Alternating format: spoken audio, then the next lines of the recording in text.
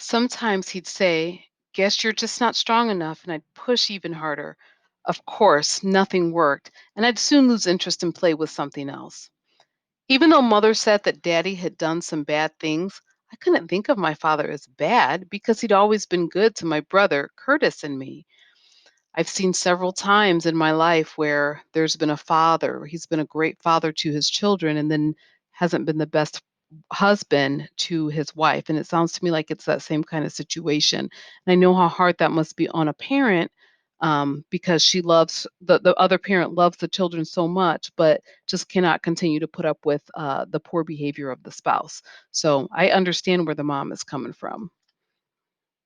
Sometimes Dad brought us presents for no special reason.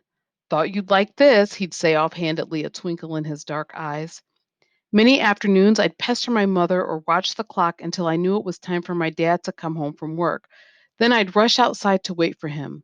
I'd watch until I saw him walking down our alley. "Daddy, Daddy!" I'd yell, running to meet him. He would scoop me up into his arms and carry me into the house. That stopped in 1959 when I was 8 years old and Daddy left home for good. To my young, hurting heart, the future stretched out forever. I couldn't imagine a life without Daddy and didn't know if Curtis, my 10-year-old brother, or I would ever see him again. I don't know how long I continued the crying and questioning the day Daddy left. I only know it was the saddest day of my life, and my questions didn't stop with my tears. For weeks, I pounded my mother with every possible argument my mind could conceive, trying to find some way to get her to make Daddy come back home. "How can we get by without Daddy? Why don't you want him to stay?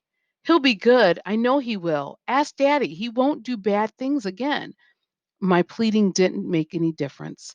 My parents had settled everything before they told Curtis and me. "Mothers and fathers are supposed to stay together," I persisted. "They're both supposed to be with their little boys."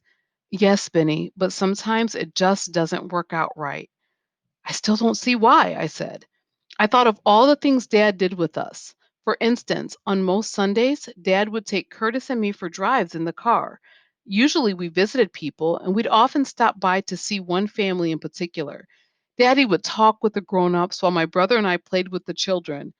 Only later did we learn the truth. My father had another wife and other children we knew nothing about. How can somebody do that to their family?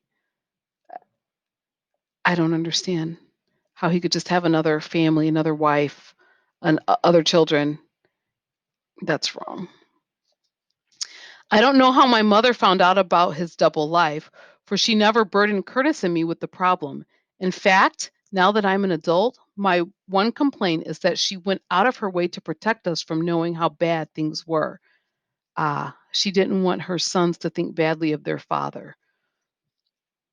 We were never allowed to share how deeply she hurt, but then that was mother's way of protecting us, thinking she was doing the right thing. And many years later, I finally understood what she called his betrayals with women and drugs. Oh, so in addition to having a second family, he was also involved in drugs. And mom definitely didn't want that around her children, her boys. Long before mother knew about the other family, I sensed things weren't right between my parents. My parents didn't argue. Instead, my father just walked away. He had been leaving the house more and more and staying away longer and longer. I never knew why. Yet, when mother told me, "Your daddy isn't coming back," those words broke my heart.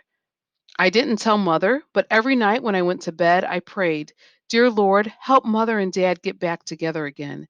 In my heart, I just knew God would help them make up so we could be a happy family. I didn't want them to be apart, and I couldn't imagine facing the future without my father. But Dad never came home again.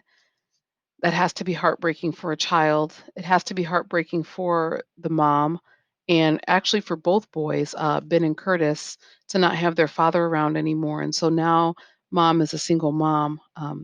As a parent myself, I can only imagine just how hard of a situation she's now in.